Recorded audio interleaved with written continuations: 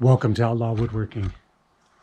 Today you can see I'm getting closer and closer. My siding material is coming in any day, probably within this week. And you can see I've got my metal all done on top of the garage track. But you can see the soffit up there. It's pretty high up, and the pieces of material that I'm getting are 16 foot long. And in order for me to do this by myself, I'm gonna have to figure out a way to be able to get the material up under the soffit. So like this soffit right here, it's 24 inches. And what I'm gonna do is set my scaffolding up here and start in this corner. I've got a block I need to put in up in each corner, and then I'll be able to put these long 16-foot pieces, and they have the vents already in them. So, but in order to do this work by myself, what I figured out I could do is I could build some brackets, some L brackets, and strategically place them like maybe 6 feet here, 6 feet, and 6 feet. The pieces are 16 feet. So, and then what I could do is I could get some scaffolding on the corner, all leveled out all the way up, and then basically slide this 16-foot piece on top of these L brackets, and then I would be able to slowly work my way down, nailing this off. Yeah, it's not going to be the easiest way to do it, but that is my only option at this point that I can figure out. So today we're going to I'm going to make 3 sets of brackets that'll go up on the building and be able to hold that in place for when the siding comes. So today we're going to make some custom parts on this Avid Cnc, and yeah, this will be interesting to see how I'm going to do this by myself. But I think if I make these custom parts, it'll be a lot easier. And yeah, so today we're going to go in the shop, and we're going to make some custom parts for doing this soffit up here. Now you can see the metal turned out actually pretty good. It didn't need that many screws, but I thought if I put that many screws in, it would look kind of industrial. So I don't know. Let me know what you think in the comments. Work hard, get dough. I can't get no sleep, which make my life more simple. But I wouldn't trade a thing for what I have. I go hard, do what I need to make it last. They say the good die young, I hope I'm back. Cheers to my past. Okay, the first thing we're going to do is create a new file. We're in the Aspire software, and we'll create a new file. Now, first thing we need to do is put in our dimensions. So, and we're going to go height 53, and well, width is we're going to go 25. That's correct right there. But the height we're going to go 53 and 3/16, which is 1.1875. So 0.1875, and thickness is 3/4. So that's good. We're going to go material surface, left-hand corner, standard. We're just going to cut out some parts with a I'm not sure what bit I'm going to use. I might use that big 1/2 inch bit from Whiteside, but we'll get to that in a minute. So let's hit OK. Now so I need to make 6 pieces. Basically, they're going to be L's. So we'll make one, and then we should be able to array it 6 times. So we're going to go up here to draw a line, polyline, and we're going to come down here somewhere in, not too close to the edge, because I want to be able to put my rockler clamps, or I might use my plastic nail gun. That might be better for this project. So what we need to do is we need to have a pretty heavy duty. We only have 53 inches and we need 6 pieces. So we're going to go, let's go up 8 inches. Yeah. So we'll go 8, enter.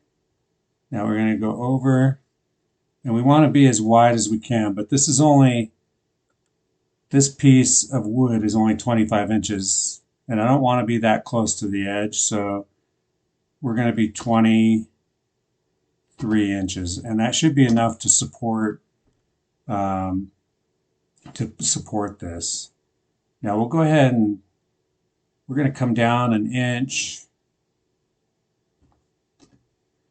We're going to go angle so it has pretty good meat on it.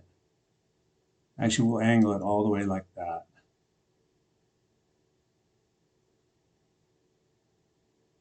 Right about there. And close. Okay, so what we need to do is center this side to side. Now if I highlight it, so it's one continuous piece.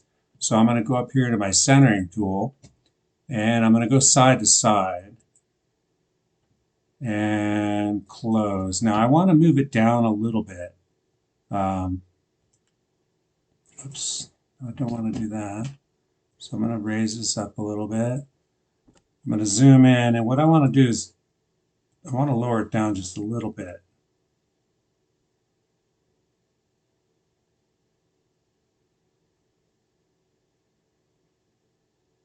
So what you need to do is you need to make sure, like if I'm going to use a vinyl nail, plastic nail, I'm going to be right there, right there, right there.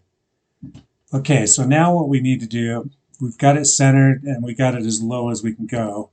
What we need to do is figure out how to array this, because we need 6 of these.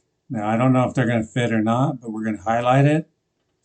We're going to go up here to array. Now, what we did was we need to be 6 on the row.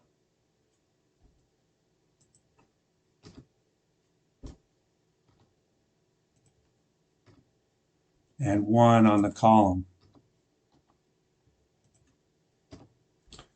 And that should go up this time. And there you go. And actually those fit pretty good. That looks pretty, so I need 3 of these. What I want to do is, this material is 3/4 inch thick, and what I want to do is I want to glue 2 of these together to make them thicker. So I'll have three sets. Okay, so that looks pretty good so far. So I'm going to go with that. Although we could center it up and down a little bit. So let's go ahead and close that. We'll leave it highlighted, and we'll go to the center up and down tool. And that gives us the same gap down here as up here and side to side. So we'll close that. We're good to go. Now we're going to go over to the toolpath, and we're going to do a profile toolpath and cut depth 1/2 inch. That's fine, because I don't want to cut this material is 3/4 inch, but my idea is to just cut it 1/2 inch deep, then take it over to the bandsaw and cut them out, and then use my flush tool on my router and clean them all up and then glue them together. So right here we have RU2075, and that would be fine actually. It's an upcut bit. I'm going to do 2 passes because I don't like to cut more than 1/4 inch at a time. So I'm going to edit the passes. We'll add a pass. We'll hit OK. We're going to go outside the line. We don't need any tabs because we're not cutting all the way through, so I'm not going to bother with the tabs. And we'll go ahead and put the bit number down here, RU2075, and we'll hit calculate. Now let's preview this. Make sure it's not cutting through, make sure it has enough room in here. And that looks pretty good. So I think this will work. And And basically what I'm going to do is I'm going to put, it's going to end up 1.5 inches thick by the time I glue these together. And what I'll do is I'll pre-drill some holes in the sides, on both sides, and then I'll be able to go up on the building and mount these on the wall. And it's going to be a slow process, but this is the idea that I came up with. Okay, let's go over the machine, and I'll show you how I'm going to set it up, and we'll cut these out. First thing I do is square up my material on the machine bed. And I'm using a nylon nailer. And I got this nailer at the Avid Cnc from the Avid Cnc people. And it works pretty good. It shoots plastic nails. So if you do run into these nails with your bit, it won't hurt the bit. Next thing I do is I home the machine. The usual process, I go down my Avid Cnc checklist. And right here I'm looking for the RU2075. And I have to get some magnifying glasses to read the bit. But I change this bit and I install the RU2075. I'll show you a picture of it right here. Once that's in, I do the XYZ with my touch plate.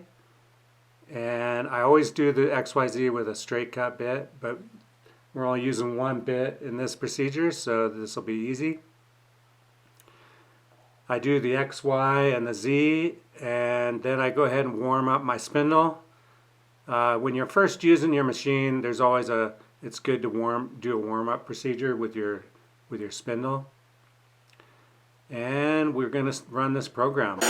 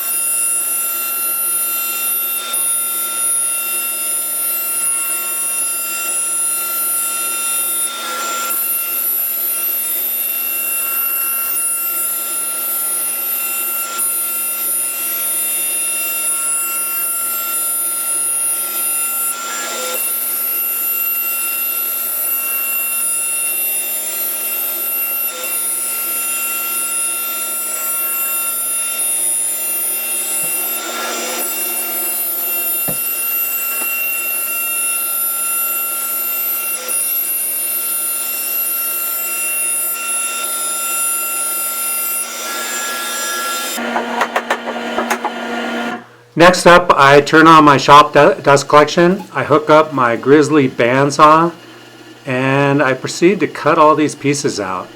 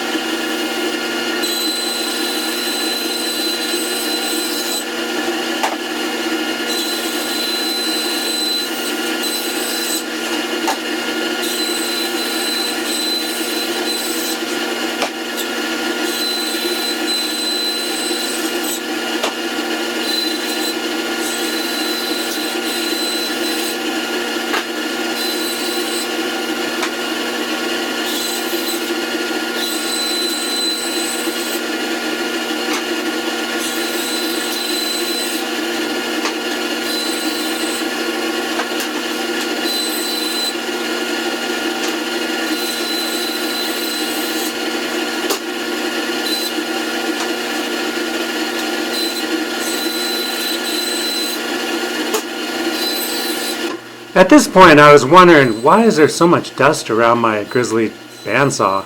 And I realized that I forgot to turn on the valve that turns on this hose. I had the valve open on the CNC machine, but not on this hose, and that's when I realized I screwed up.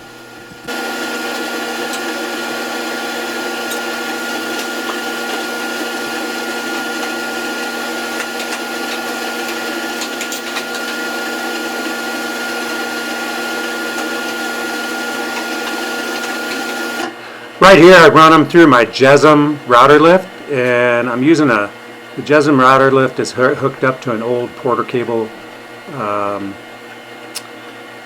router, and I'm using a flush bit just to clean all these up.